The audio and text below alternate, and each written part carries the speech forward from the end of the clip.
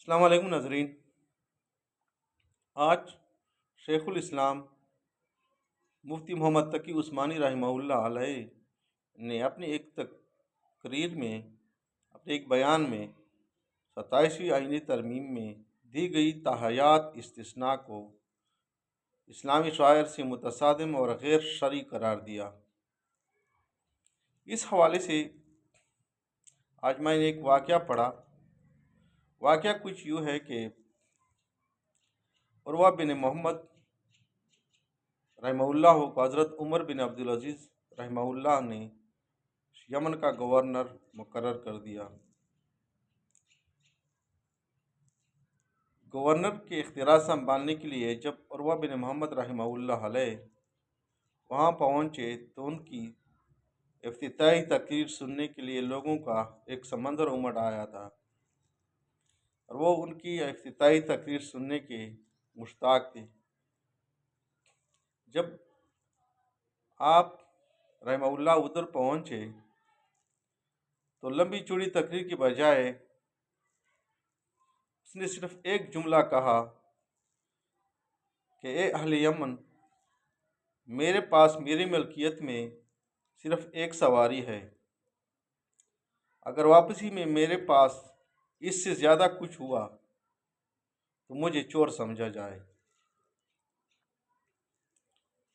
اپنی عہدی حکومت کے مکمل کرنے کے بعد جب وہ واپس لوٹنے لگا، اپنے دور حکومت کے دوران اس نے یمن کو امن اور خوشحالی کا مرکز بنایا تھا۔